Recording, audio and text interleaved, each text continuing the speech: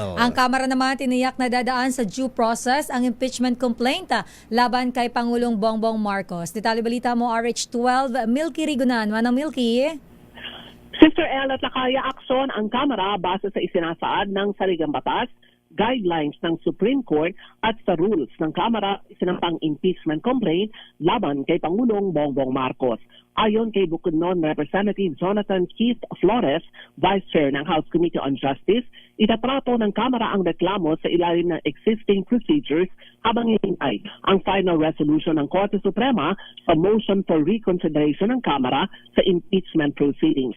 Sabi ni Flores, hindi batayan kung magiging pabor ba o hindi kay Pangulong Marcos ang desisyon ng House Justice Committee kahit pa ang mga miyembro nito ay kaalyado ng administrasyon. Paliwanag ni Flores, makapagbabago sa desisyon ng mga miyembro ay ang bigat na mga alegasyon bukod sa perception ng publiko. Narito si Bukidnon Representative Jonathan Keith Flores, Vice Chair ng House Committee on Justice.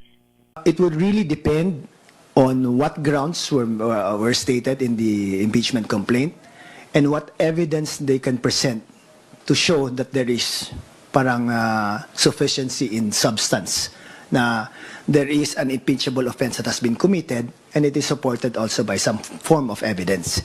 Because these things can also change the mind of members of the House, even if they are aligned with the President right now. Because these things can change.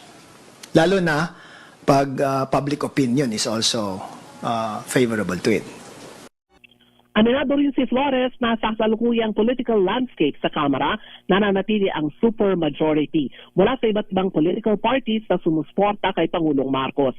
Una rito tiniyak ni Batangas Representative Jervil Luistro, ang chairperson ng House Committee on Justice, tiwala siya sa kakayahan ng mga miyembro ng komite para pagsabayin ang pagtalakay sa impeachment complaint laban sa Pangulo at sa nakataring pagsasampa ng impeachment laban naman kay Vice President Sara Duterte. Ako si Milky Rigunan, nagulat para sa DZRH, una sa Pilipinas, una sa Pilipino. Daming